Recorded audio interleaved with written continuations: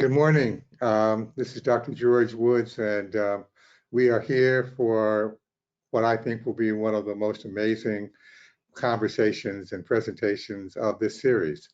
Black Minds Matter 2, and they do. Learning through the lens of an African-American family member. And we have Ms. Gigi R. Crowder, LE, presenting today, and I'll tell you more about Ms. Crowder in a moment. I could go on for an hour, but I've got to bring it down so she can have her hour. Gigi, would you go on to the next slide so that I can cover some administrative issues? I am attempting to forward the slides with a little bit of, need a little bit support. It's not forwarding, Ebony. So just click into your presentation, click on the main slide. There we go. Now you should be able to advance. Okay, there you go. Thank you. I just wanted to, the presentation was funded by an initiative made part and possible by grant number, and you see the numbers, so I'm not going to read all those letters and numbers, from SAMHSA.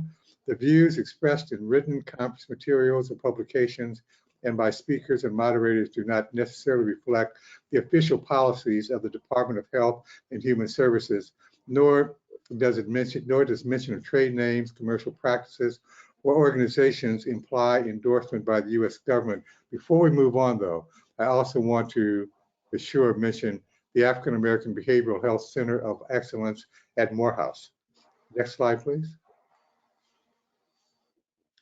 There, you can get continuing education credit. The American Psychiatric Association is accredited by the AACCME to provide continuing medical education for physicians.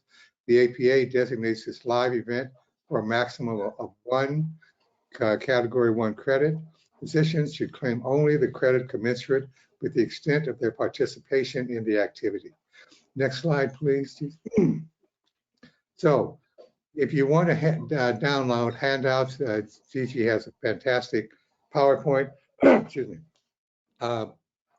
You can go to the handouts area of the attendee control panel. You see the area, the arrow to the left, which will lead you to an instant join viewer.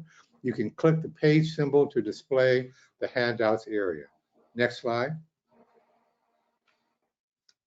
For questions, and please participate because there will be numbers of questions and comments that this will promote. Use the questions area of the attendee control panel on your desktop or the question symbol and the questions area. That will get you to the questions, and we will be responding at the end of Ms. Crowder's presentation. Next slide. Ms. Crowder has no financial conflicts of interest to disclose, nor do I. Next slide. I can't wait. Welcome to a transformational experience.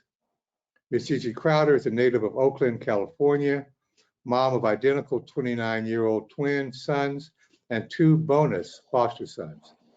She's executive director of NAMI in Contra Costa County and founder of Black Minds Matter 2, committed to improving health outcomes for individuals and their families impacted by mental illness. Her primary focus of supporting efforts has been to promote non-police response for individuals experiencing mental health crises. Ms. Crowder is one of the most dynamic speakers and thinkers in America today.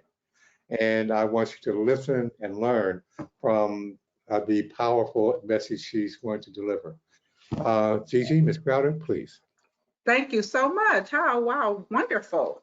I love hearing from you, Dr. Woods, always. And I want people to pay attention to the fact that the attempt for this training is to make it transformational. So I get to make up words even though I'm not a faith leader. I get to make up words, and the action part is the part that I would like for people to carry with them. When we're doing these type of trainings, we can give you a lot of information, but within 30 minutes, you can forget it all and go back to doing things that you have in the past. But what I'm hoping is after today, you'll take actions that could improve outcomes for this target population we're focused on today. So I always like to start anything I'm doing with setting a tone for it. Some would say setting an atmosphere for what you're going to receive. And I'm blessed to have a niece who's gifted in spoken words. So I'm going to ask you to please listen with open ears to Ariel, and you'll get an opportunity to understand why this work is so important. Ariel? Hi, everyone. I'm delighted to be able to be here and share my poetry with you. Thank you to my Auntie Gigi for opening this space for me and allowing me to share my gift with you as well. The poem that I'm going to share with you today is titled Therapy. They say I should seek therapy. I don't need that. How do I tell my therapist I'm suffering from being Black? I'm suffering because I'm Black. I'm suffering and I'm Black. I'm suffering, but I'm Black. I'm suffering. Doctor, it's going to take more than a session to meet me where I'm at. I feel frustrated and I can't watch the news because I'm triggered. Walking down the street, don't know if I'm the next victim. I need help. But will you listen? I need help. Do you hear me? People around me keep dying and I'm supposed to go on living. Is this how life should be? At home, they're talking at me, sharing wisdom. I hear them, but do they hear me? I tell them I'm doing good because I know they won't feel me. They tell me, I'm going to be all right. But I'm going to be all right. Got me crying like every night. Can you listen? I need an ear. Can you listen? I need to feel. I go to work and work twice as hard to get half of my colleagues.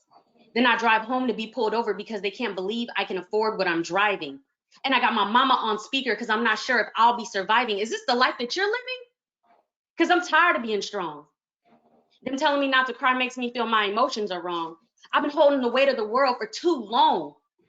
When is it okay to say I don't feel safe without hearing, boy, back in my day? Well, maybe that's why my daddy left. Maybe that's why my cousin is on drugs. Maybe that's why Papa can't climb out the hole that he's dug, and instead he's drinking himself to death because he don't know how to speak up. I need help. Do you hear me? I need help. Won't you feel me? I'm scared they're gonna tell me I'm crazy, so I'm keeping the thoughts inside. The medicine makes me feel funny, so I'm self-medicating to shield my pride. I'm eating so I don't cry. I'm smoking to stay alive. I'm smiling through my pain while masking thoughts of suicide. All this because I can't speak. But I know I'm doing right, because when I cry out, they tell me nothing's wrong with me. I need help. Do you hear me? I need help. Won't you feel me? I've been praying, I've been fasting, and he told me it's okay to seek therapy. So I'm here fighting these stigmas so somebody will hear me. They say I should seek therapy. I don't need that. How do I tell my therapist I'm suffering from being Black? Thank you. No, thank you, Ariel. This is really powerful words, and I hear this daily in the work that I do in the African American community, where individuals who live with mental health challenges are fearful of getting the support that they truly need. So what we try and do at NAMI and at Black Lives Matter too is to reduce the stigma and to validate individuals around the feelings that they have. So I'll share a little bit more about me. I started working in the mental health field straight out of college after graduating from Cal Berkeley, and I didn't immediately notice any disparities, and I didn't recognize that I was a family member when I decided I would major in psychology. It was only later that I started recognizing that mental illness shows up differently depending on the community you're from and cultural or ethnic community you're from. So I have an aunt who lived with schizophrenia, and one of the biggest regrets in my life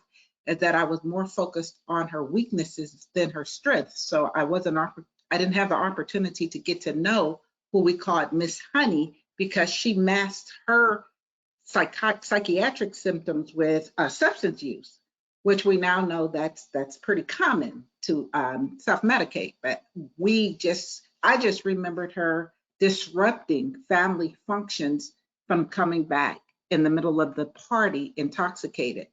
She lived with a diagnosis of schizophrenia. We had many trips to Napa in California to visit her in the state hospital. And what stood out for me most was, okay, we got a long ride, there's many children, but we got a Coca-Cola at the end of the ride. That's what I focused on.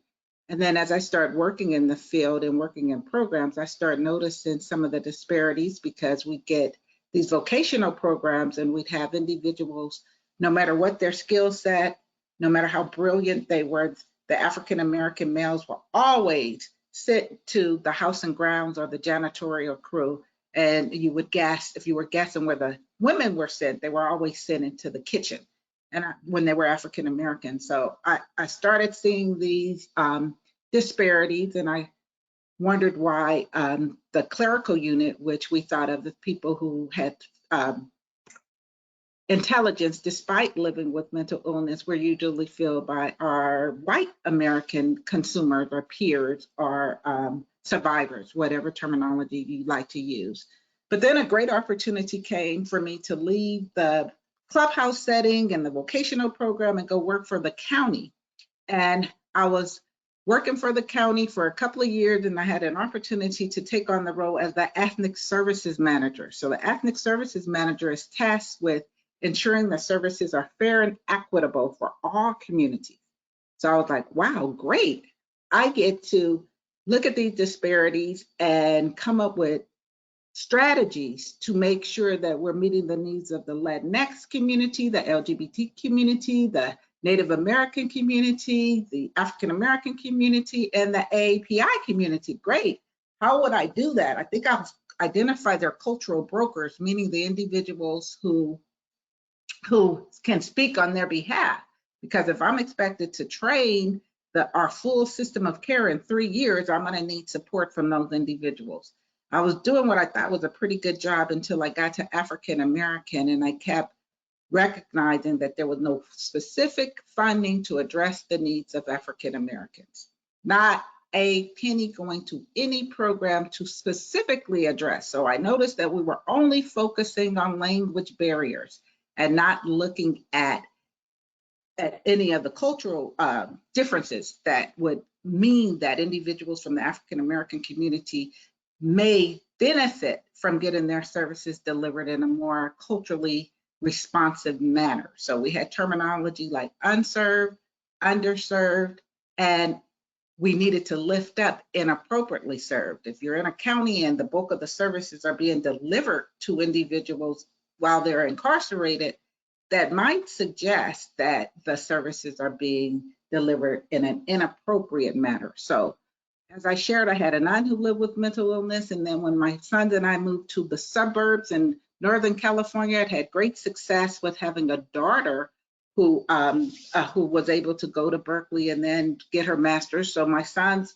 in this big house we were in were like, hey, we should get some brothers, and we did. And because both of those young men that I adopted, and in our community, we don't like using terminology foster, so they're my sons. So I gave birth to 2. And then through divine intervention, I was able to have 2 additional sons, and one who came to be my son lived with the diagnosis of bipolar disorder. And that's while working in the field, I got an opportunity to see the true disparities that exist. And I'm going to say, especially for African American males, I have many stories of trying to get support for my son, and my son, unfortunately, being 5150 because the counselor he was working with felt like he was a threat to her when he raised his voice. Well, there's a lot of passion in my voice, so I know how hard it may be sometimes for people to try and contain that energy, and how sometimes it's misread as anger when it's not, it's passion. So, and supporting John and supporting so many others and seeing the disparities, I started narrowing my attention on doing campaigns that would allow me to advance the effort around Black Minds Matter too. And so then I incorporated and got I founded an organization specific to addressing those needs.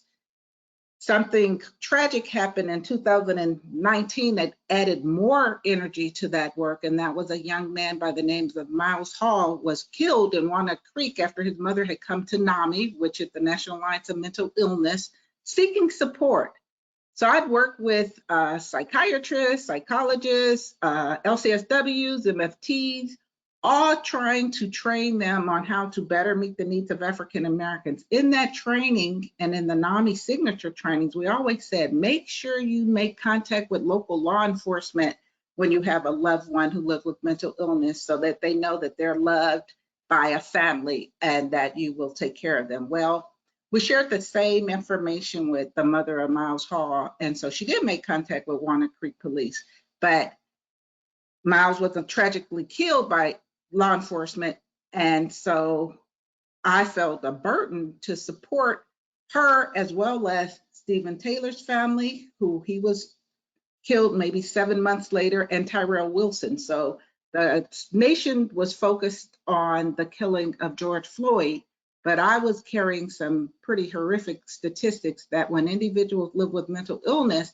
they actually are more likely to be killed by law enforcement than any other population, no matter what their ethnicity. But then when you couple that with the other horrible statistics that African American unarmed and particular males are more likely to be killed, I knew that young individuals like Miles, like Stephen, and like Tyrell were at even a higher risk. So I started shifting my focus to supporting efforts around a non-police response to those living with mental health challenges. And then, as I said, in my own home, as a family member, I was hearing that my voice in supporting my loved ones with an S at the end who live with mental illness was not being embraced. So I took on this role as a person with lived experience as a family member, and I recognized that no matter what ethnic background the individual was from, the family member voice was not being elevated,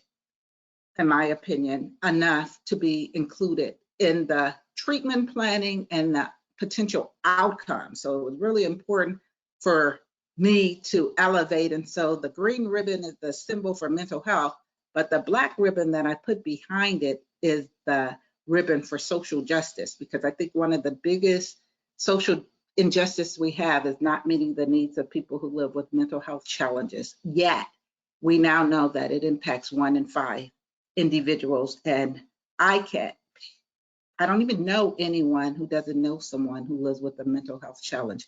Does not mean that it's a severe mental illness, but at the time that we're in COVID, our call volume has increased dramatically around individuals seeking support because of anxiety and depression, and me carrying information about the disparities that exist for African Americans.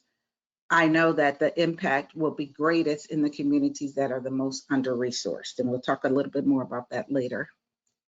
So one of the things I also carry with me, understanding that in this country, African Americans have not always been greatly embraced. I follow a Dr. Kenneth Hardy, who says, when a Black mother gives birth to a male child, her sleep is forever compromised. I think it's also true when parents of any color have a child who lives with mental illness, because they're always thinking about that phone call that they may receive. And so we're not getting into that REM sleep. But when it's a Black mom and she has to also worry about a child who does not live with mental health challenges, but also may be in a place where they get off of a shift at 9:30, 10 o'clock at night, and they've already shared with her that they've been pulled over by cops many times, or they've been in situations with peers that have not worked in their favor. That is why a Black mother carries a lot of extra burden and has one of the highest rates of heart disease. So today is about us better understanding the additional burdens that African Americans and family members carry, and that's working together to improve the outcomes. So I'm going to move to the next slide and kind of give you some input about why we continue to struggle.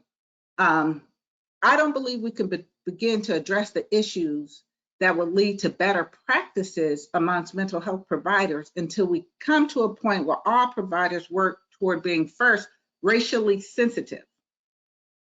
To be racially sensitive, you have to be able to acknowledge there is a problem. And I'm going to give you an example. I recently was asked to join a panel for Mount Diablo School District in California. They said that they had recently received notice from the state that they were needing to work on the very disparate data that they had, that out of 842 students that were African American, 38% of them had an IEP or were in the category of intellectually disabled. So they wanted to pull together a focus group, and they wanted some individuals, and who I saw on the list were providers of mental health services throughout our county. But what was disheartening for me is this was for targeting African American, but I was the only African American in this focus group. So it's like, how do you hear the issues and not have the folks most impacted by it present? How can you call this a focus group? So the first time we met, I voiced my discontent and said, nah, I think we need to do a better job of reaching more African American family members, more African American providers of mental health services, so we can kind of have a better idea of what we're struggling with. So I said, either that, or you can just solicit me for a key informant interview, because I speak to a lot of parents who have loved ones who do have IEPs, which is individual educational plans, and they are in specialized programming at schools. But what became apparent to me is that the racial sensitivity wasn't there from the school district because of how they set up the focus group, but also the money wasn't going to trickle down to where it was most needed, because they were spending most of their money on studying the problem instead of solving the problem. So I think it's my responsibility, and I shared my concerns. That's my effort at moving this group of people who are educating brown and Black children who have horrific graduation rates and horrific test scores, meaning that they're not doing well, how to be more racially sensitive towards solving a problem. Because the next part of that is, once you're racially sensitive, it has to be followed by racial responsibility. We're past the time where we can say we don't see color. If you don't see color, you don't see the issues that make it different from my child, who I say my sons are brilliant, talented, beautiful hearts children. But if you don't see the additional burdens that they carry as Black men, then you're not going to approach them with solutions that would benefit them if you're not doing it in a way that's sensitive, and if you're not taking responsibility for that as an issue. I will never blame one individual for why we have the disparities, but I will look at systems, and I will charge people who are in decision-making positions with being more racially responsible. And I did that, and I continue to do that with my voice. I cannot be silenced around issues that will impact or hurt my community. And that's what led to Black Minds Matter 2 and the work that I continue to do. I'm going to move to the next slide. One of the ways you can be sensitive when you're working in the African American community is to understand that traditional Western approaches tend not to work well for us. We did a survey. I'm the chair of the California Mental Health and Spirituality Initiative, because when I started looking at who were the cultural brokers, the individuals who can speak on behalf of a community, even in mental health, I kept being pointed toward the direction of faith leaders. So 80% of African American mental health consumers, that means those receiving services, and their family members across California reported that spirituality is important to them. And many went on to say that they felt like if they lived with mental illness, if they were going to be better, it would be because God allowed it. So we couldn't ignore that. People, when in crisis, turn to their faith. And this held true, especially for African Americans. So I'm non-apologetic about working with the faith community to spread erase misinformation about mental health, and promote accurate information so that individuals can seek out the services that they need. One of the other things that we noted in our survey was that 72% reported that they believe it's appropriate for the public mental health system to address spirituality as a part of mental health care. So a lot of times when you're working in public health settings, as I was doing with mental health, we were taught to not meet the people completely where they were at. But I've been in so many rooms with individuals who were having a difficult time, who asked me, as I worked in the field as a clinician, to pray with them. And I had to tell them, oh, we're not supposed to do that. We can't pray, but I can lead you into the right direction. This doesn't mean proselytizing. This does not mean that you're telling people to go into a church service. We have to understand the difference between religion and spirituality. A lot of the work I do is connecting people with their purpose, and that's when I start seeing healing take place. And so what I'm hoping from this conversation, which will make it transformational, is that when any clinician, any psychiatrist, any psychologist explore the individuals as the expert of how they think should be a part of the ingredients to their healing.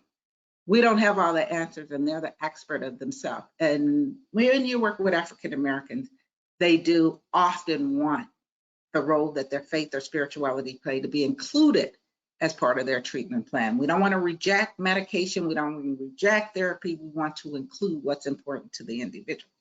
So 89% reported that prayer for them was also a wellness tool. So we have to allow for that to take place. I wasn't getting any funding from my county around addressing the needs of African Americans. So I started a support group, and we were actually meeting in my home, and I was providing a meal because a large volume of the calls that we were getting were family members who had a loved one, and a lot of moms and their children were almost always connected with the criminal justice system. Sadly, even Miles Hall started decompensating because in an effort to get support for him, his loving mom had to share the fact that he had a pocket knife. And so that was how she was finally able to get him 5150. We know the Welfare Institution Code, danger to self, others are gravely ill, but so often we have to fail our children in order to get them help. And you know that creates a tension in the household. So sadly, after her letting the officers know he had a pocket knife so that he can get into psych emergency services, a letter comes from the DA's office saying that he was being charged with holding the weapon. Of course, not of course, but because of his fragile mental health status, after he got that letter and started having to go to court, a feeling of hopelessness set in, and sadly, he started decompensating and ended on that tragic day in July of 2019. Having a 5150 that resulted in him being killed by law enforcement within 2 minutes of them arriving, which means that there's something inherently wrong with the person being shot and killed when they themselves do not have a weapon. But that's work we're doing in California with a new rule law. Actually, we're trying to get signed, AB 988. I'm hoping individuals will from California and across the nation. Trump actually had this legislation, so it's bipartisan legislation around having a better response to those who are in mental health crisis. So what a lot of the parents in the group share is that there's a burden that they carry and they're aware of it because their cultural needs of their children aren't being met.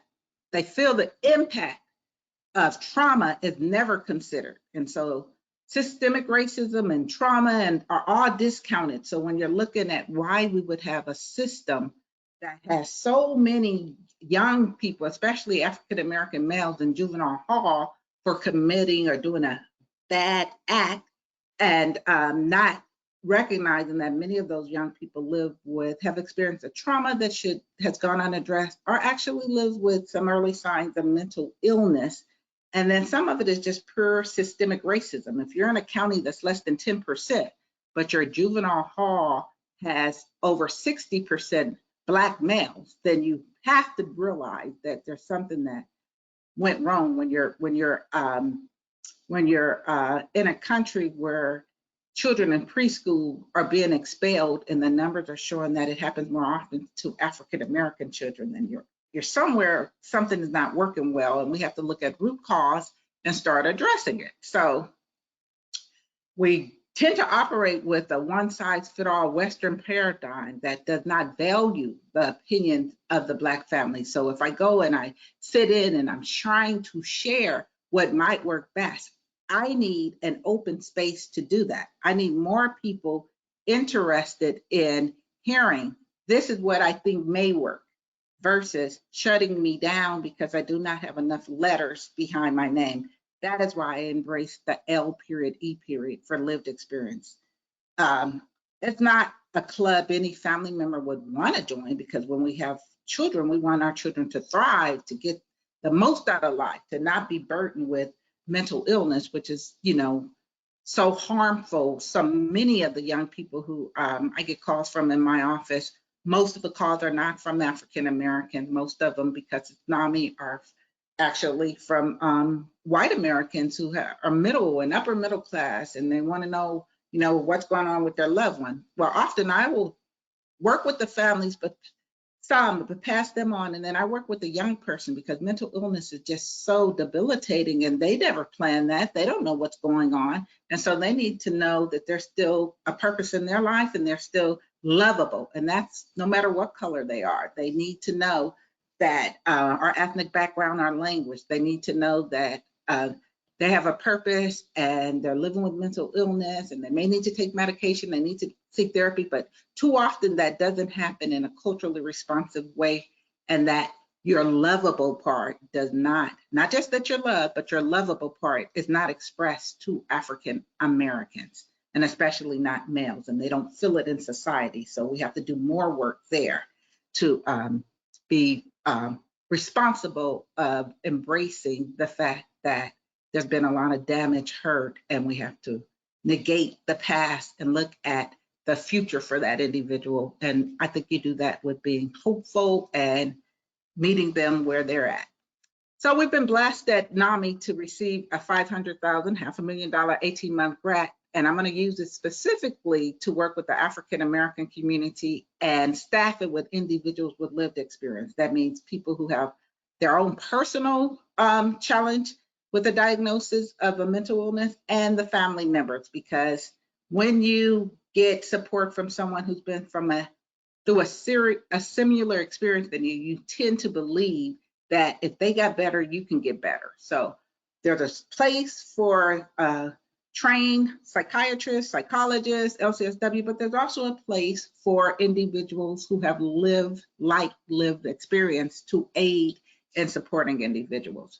And we're at NAMI, we're currently contracted by FEMA and the California Department of Healthcare Services to provide non-clinical supports and resources for African Americans who are impacted by the COVID-19 pandemic. And we're getting calls from the African American community. There's a lot of fear.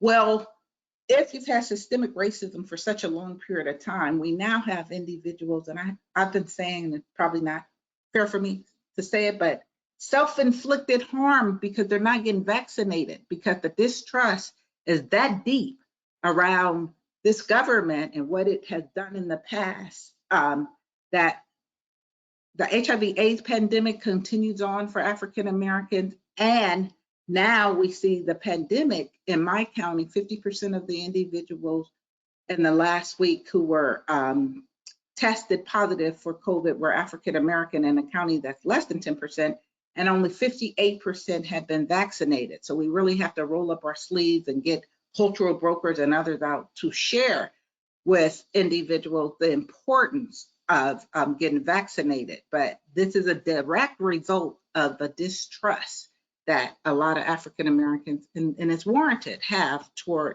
systems. And so for me, all of this is about mental health and mental wellness, and getting people to a place of mental wellness where they understand they need to take the vaccination. And so we're happy to have gotten a contract and have it extended through February to do that work as well, specific to the African American community, understanding that it looks different for African Americans, the trust factor and other things we need to do differently, and being able to put that in place.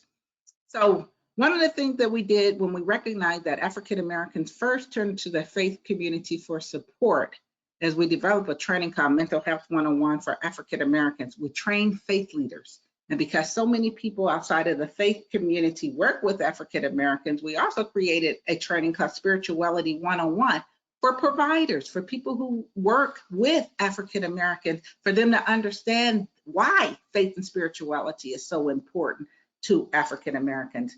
Then there's a program designed for children. We believe every child needs an IEP, not an individualized education plan, but an individualized empowerment plan. You're not going to have strengths in all areas, but if you identify an area that that you do have a strength in, and you use buddy type systems and other tools, you may be able to overcome the deficit, but you have to be affirmed that you're a winner, that you have purpose, and that doesn't happen enough.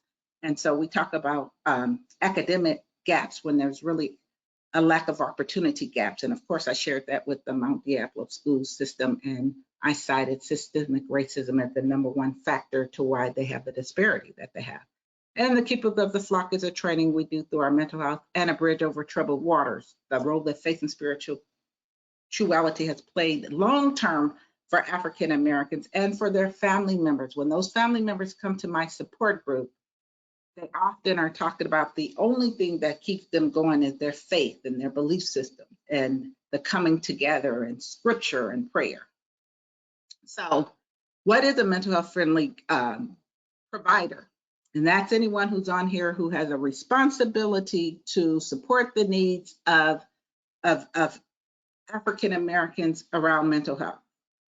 You are mental health friendly if you are committed to eliminate stigma and discrimination and improving outcomes for African Americans peers, patients, family members through utilizing what we call culturally responsive practices, and I'll share a few with you, and approaches that create a sense of belonging and inclusion in all facets of its treatment models and programs. We can't continue using a Western approach that does not impact. We can't continue giving out medications without considering ethnopharmacology and how will this person with this body structure, with this ethnic background, how are they going to respond to this medication?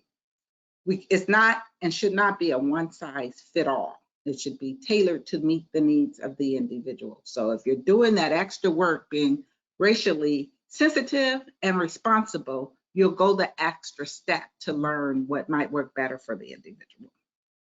And so in Alameda County in the winter of 2011, we actually did our own survey and study groups to try and figure out what could we do different to better improve the health outcomes for African Americans. We identified the issues and the concerns, and even though it was done in 2011, has it gotten better? No. Just like the Surgeon General report of 1999, things have only gotten worse for these communities. With all the talk about community-defined strategies and all of that, we still rely on things like evidence-based practices that often are one-size-fits-all, that do not meet the needs of individuals. We had great improvement in medications through the 1980s and 1990s, but the additional ancillary services, but how does this person respond based on their ethnicity? That work has yet to take place. So it's still very much college studies are done. Medications must be white male 1825 when I was a student at Berkeley and ran out of money. I'm going to go over to Tolman Hall and I'm going to sign up for one of these studies. A lot of them I didn't qualify for because I didn't meet that narrow margin. And so I, had to do without the slice of Blondie's pizza for $1 because I did not meet that criteria. And that's still happening today because most studies are done on college campuses and they're not necessarily done with inclusion and meeting the needs of all in mind. So we did that study. We looked at inaccurate diagnosis. We looked at all the problems that would create that poor outcomes that African Americans experience. So one of the things that was really important was we wanted to look at historical trauma, discrimination, cultural stigma. We were looking at the overrepresentation, right? That African Americans too often are in the most restrictive environments and often involuntary settings. We looked at the lack of including the family voice to share who this person really is versus what you're seeing. I often tell family members when their loved one, no matter what ethnicity or culture they are from, I will often say what you're seeing is the symptoms of an illness. Remember your loving, precious son before this illness took over. So I'm often having to share that same information with providers of service. You know, what you're seeing right now is this person untreated for their mental illness, but his mom, his dad, his auntie, his grandma can share what he was like before the illness. So include them, work with them. And then I thought, again, there was a need for non-behavioral health community supports, and specifically for me, opportunities to work with the faith community. So our group was made up of board of supervisors because you want that accountability. You want to be able to say, hey, supervisor so-and-so worked on this project. And then the staff in the criminal justice organization, community-based organization, other advocacy groups. What was important to me was the lived experience groups, the consumers and the family members. We had to also look at medical providers because we know a lot of times when communities that are distrustful around mental health or psychiatric services, they will go to their primary care physicians to get their needs met. And sometimes it works, mostly it doesn't.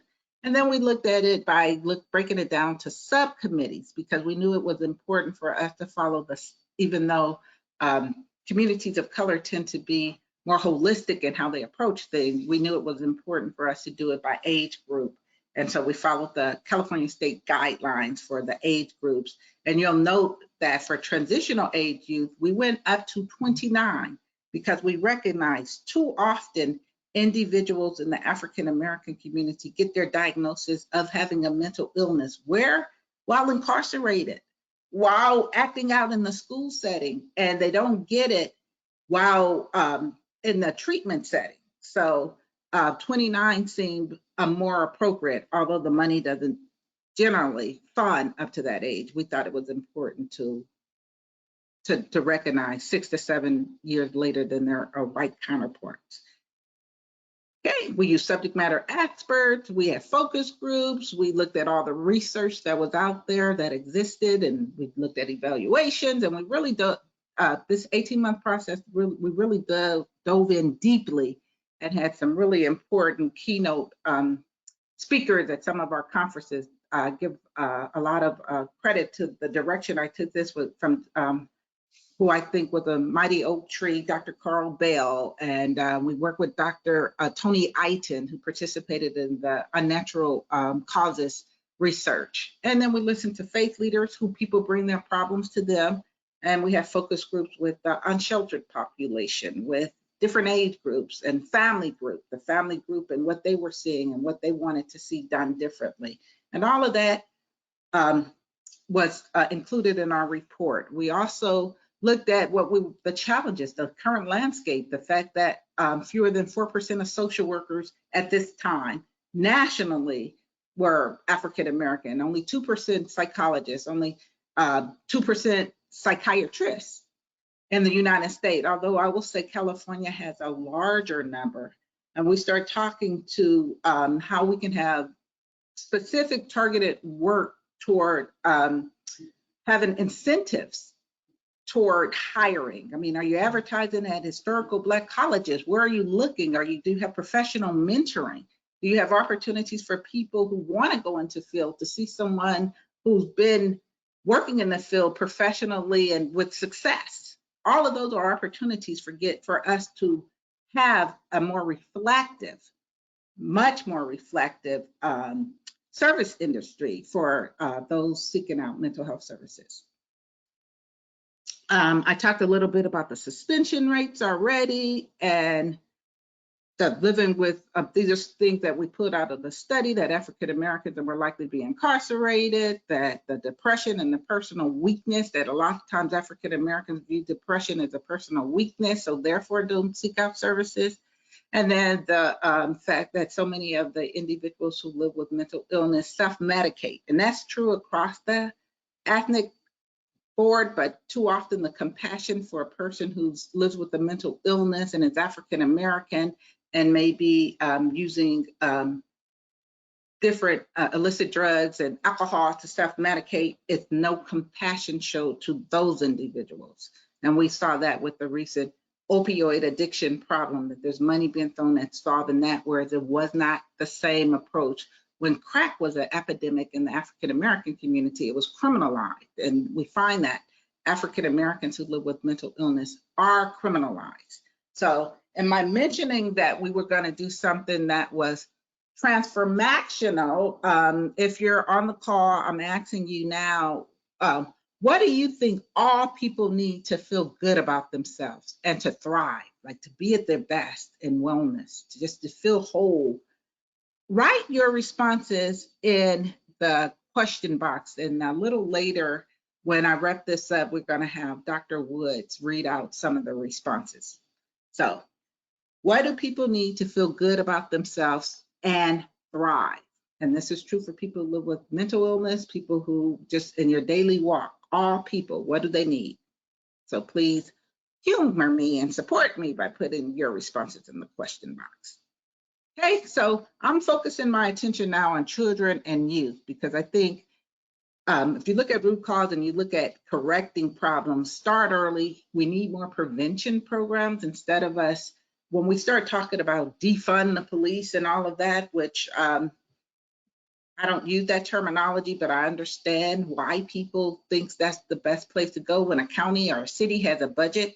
If you have more preventative services, if you have a youth center, if you have things that go into keeping a person from being incarcerated, supporting a person in their mental wellness, you don't need the reactive jails and probation and all of those other systems as much. So if law enforcement was protecting and serving and not responding after a crime, we might have more better services. And when we start looking at children, we looked at inappropriate diagnosis, we looked at the overrepresentation in foster care and all the hurdles that family members face when their loved ones are in the juvenile justice system. The fact that children and family are often unable to provide historical background or context when they're asked for it. And that other Mount Diablo School District case was a similar. No family members were even included in the group, the African American focus group. We looked at suicide rates among African American children 5 to 11, and there was an urgent report that SAMHSA issued in July 2019. It's gotten worse. Now, COVID has contributed to it, but it was likely going to get worse anyhow. Because why? Because we're not looking at the issue for African American youth and why they might feel a sense of hopelessness. If you see a man calling for his mom who's deceased and the children see that, the feelings, and the man looks like someone who they can grow up to be, they're going to carry some of that sense of hopelessness. So we just really want to be aware of everything we can do, first of all, to protect our children, but to show them that they're lovable, but to get them the type of supportive neat things that would support them. And family members talk to me often about what they could have done different, but they rarely talk about what the system could have done different for their child to help them get to a better place of understanding of, no, it's okay that you didn't get 100% on that paper. I mean, I think I have enough time to share. One of my earliest disappointments in life was going into a classroom, deciding of my 5 sisters, I would be the smart one. I would be the one to get the straight A's, and getting a negative or a -2 on 2 answers. And I think the first grade, because the teacher had asked us, what time do we go to bed? And maybe something about an eating utensil. And I kept putting down 9 o'clock. I put 9 o'clock down because that is the time we went to bed on most weeknights. My mom worked, my dad worked. It took her a while to get home. She had to prepare dinner. She had to go through homework with us. We went to bed at 9. The teacher told me the correct time should have been 7 o'clock. And I thought, so early? You know, why would we go to bed so early? The street lights haven't even come on yet. We're outside playing after dinner. We're taking turns. My mom's doing her hair. And then I had to make a choice. Am I going to give the answer that I know to be true? Or am I going to give the answer that the teachers are looking for? The teacher who's not looking at cultural differences and the redlining and all the things that would position an African-American family to have at that time, both parents working out of the home and therefore their children going to bed a little later. I learned how to, some might call it code switch. I learned how to give the teachers what they want, but then I knew not to go back and ask my mom, you know, why are you having us go to bed so late? Because I understood at a very young age that there were cultural differences. A lot of kids don't get that. So they will go back and they will insist with the teacher, no, it's 9 o'clock. They might even look at the clock and take a, well, don't have cell phone back then, and say to the teacher, no, I know I'm telling the truth, because we dare not go back and question the judgment and cast our parents in the light of being a horrible parent because they're not putting us in bed 2 hours before what this teacher has deemed to be the norm. These kind of things break individuals down spiritually, mentally, when there's so much inconsistency with what's real for them, but what the classroom is asking for them. Not all kids have the ability to see, as I did, that I'll give them what I want to get the A. And it has horrible outcomes. So what we came up with recommendations for this age group was clarifying assessments and community appointed consultants. And so when you promote clarifying assessments, you take into account the considerations that I just said about both of my parents working. So you don't see all behaviors as defiant. You think about, oh, this kid may be acting out because he suffered some traumas. And so instead of seeing it as this kid should be in IEP courses, this kid should have an IEP, excuse me, this kid is a behavioral, you focus on the way that kid presents, and you come from compassion and you give them opportunity and you use individualized assessment tools. Then when you don't understand what's going on, you bring in a community consultant from their community who can better explain to you. Often in the African-American community, when there's no more money at the end of the month, yes, the dessert might be sugar on rice. Doesn't make sense, but it's the mom giving her children something with there's no money for the cookies, the cakes, the pie. It doesn't have to make sense. But you don't have to pathologize and you don't have to make it a negative when you don't understand. I've been in many situations in my role as the ethnic services manager where I learned from the community. That's what being culturally responsive is. I don't have to have all the answers. I need to respond to what that community says is important to them through trust and belief in them versus me needing to be the God and making everything about what makes sense to me, or in the Western one-size-fits-all approach. And that's where we've harmed a lot. So using natural resources, increasing referrals and information sharing among providers, families, and others. So sometimes you have, oh, you got an appointment here, all at the same time. They're not sharing the information. And so a family is always feeling like what? Like they're in trouble with a particular agency because they didn't do this or they couldn't make it to that meeting. And if you share the information, you might get a better picture. You can't come in as a social worker and tell a family when CPS has got involved that the kid needs soccer classes and not look to see if they have the resources or can get the transportation. I'm in a county where most of the kids are told, who live in the East, are told they have to go to the West to fulfill some kind of probation without the resources to get there. So they keep getting violated. And so what do we want? We want a prevention program in the East, but we also want services out there so that the families don't have to struggle and always be in a system of out of compliance. That wears on you. And of course, we want to include not just the parent, but also the child in the treatment planning and the decisions about how their services will be delivered. And I came up with an approach just kind of on my own called I'm a Winner. That's a community defined that connects faith leaders and churches in the classroom, because I saw this trend where we were having Black males go into elementary schools. They said, oh, we don't want the police in there. The police is disruptive. We don't want them in there. But they were funding programs where they were having Black males with the belief system. This kid is going to act up. And when they do, we'll have a Black male go and be the mentor. What about a nurturing room where we have more compassionate retired school teachers from their community, and the church adopts the school where the kids are not doing well and they are feeding positive? When young kids, and I'll say most kids, are having a difficult time, they act out, or they say they have a stomach ache and they're carrying all this stuff. It's nothing like going into an environment with someone who's nurturing to be there for them. And I'm looking at the time and I'm running out. It's just so much to share, but you guys have the handouts. So we know that we have to do a better job now because of distant learning. The studies are already showing that it's the African-American students who will likely come out of this COVID-19 far, far behind their peers because of what? Economics and resources and opportunities. Okay. So the I'm a Winner program just does the affirmation, sharing with the individual. And we really have to get a handle on trauma-informed care too, because we can't express to the person that they're the worst thing that has ever happened to them. You are not your trauma. So you're a king, you're a queen, you're a winner. And then restorative justice approaches have proved to be successful, as well as mentoring. Instead of an IEP, we have to do individualized empowerment plans. Instead of pushing STEM before a child is ready, African Americans have benefited greatly when they have included high STEM.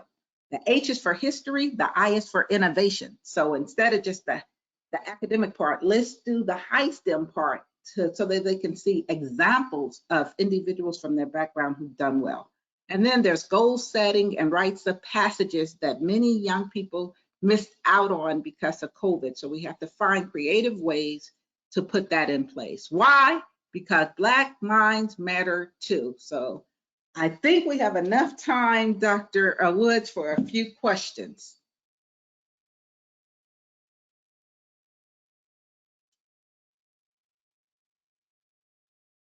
Dr. Woods, are you with me for the opportunity to go and maybe hear some of the questions, what people put when I asked the question, how do people thrive? How do all thrive?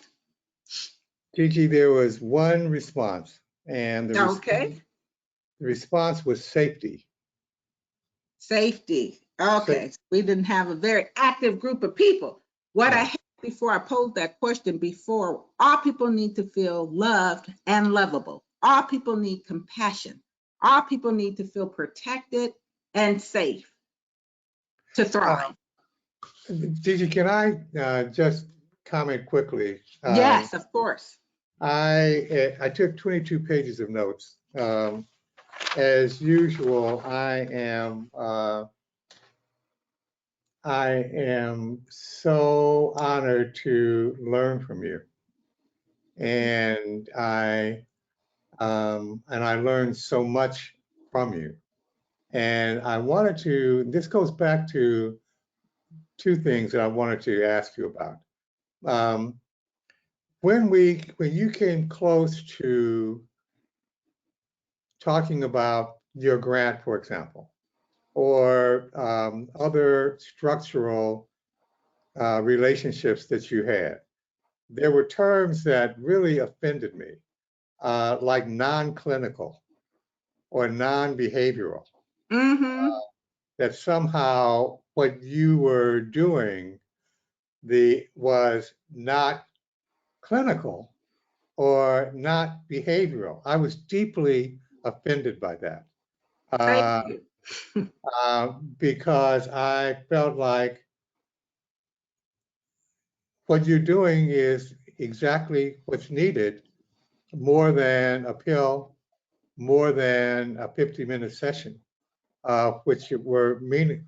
Can you talk about how you see your role as being clinical and as being behavioral? Well, having sat in rooms with individuals with a lot of letters and sometimes loans behind them, I know that the work is impactful that we do, but when we apply and we leave with lived experience, it's seen as non-clinical because you don't have the degrees to support it. Yet it is very impactful. So I appreciate what you're saying, but I have applied and got funding through COVID for non-clinical supports for the African Americans, where we're just sharing the resources. But when our counselors, our crisis counselors, are on the phone with those individuals and giving them the tools that they need to make it through the night, it is very clinical. It is very supported by long-term research from their personal experiences. What's interesting is we just got a grant, and I'm going to focus on individuals who have been incarcerated. So a young man called me looking for work, and he thought the answers he was giving me would discount his ability to work for me, and they were everything I needed. A Black male, 37 years old, who's been incarcerated not once but twice, who lives with a diagnosis of bipolar 2 disorder. Why? Because I work with so many younger people with that diagnosis who don't take their meds, which he does, who understand that role that he can play as being an example or a testimony to it does get better. So he thought traditionally he wouldn't be valued, but he's one of the most valued, he'll be one of the most valued individuals in our organization and will probably have much better impact than any other role for these individuals who keep having repeat visits to psych emergency services because they don't take the meds. They don't see a way out of this diagnosis. Well, when you're addressing a structurally racist organization like the American Psychiatric Association, it's very important to me to, call out the other types, the other structurally racist situations, and to the idea of having to get money by calling oneself non-clinical because you are organizing in the community and you're doing actually the clinical work that is that we're not doing, is so very, very important. Go on.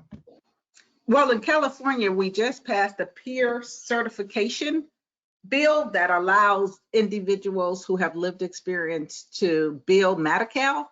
So we're making progress in California toward understanding, that living experience can sometimes be much more needed than what had been taught in the DSM-4 or what has been 5, whatever number we're up to with that. And then that it's a combination of the tools. We're never going to reject the role that a psychiatrist, a psychologist, or a licensed master level clinician plays, but we need to also include a more holistic approach and make space for lived experience.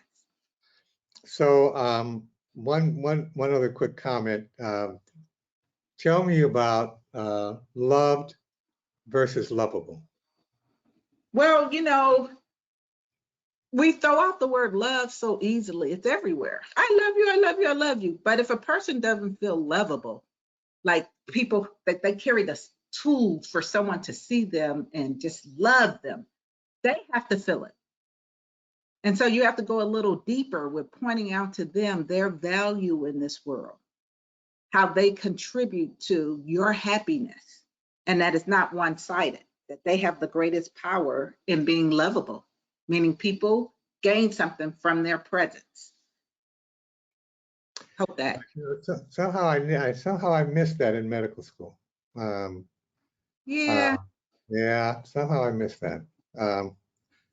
Well, I just want to once again thank you. We're over our time. I want to thank you and honor you for educating us once again and humbling us, because we need it.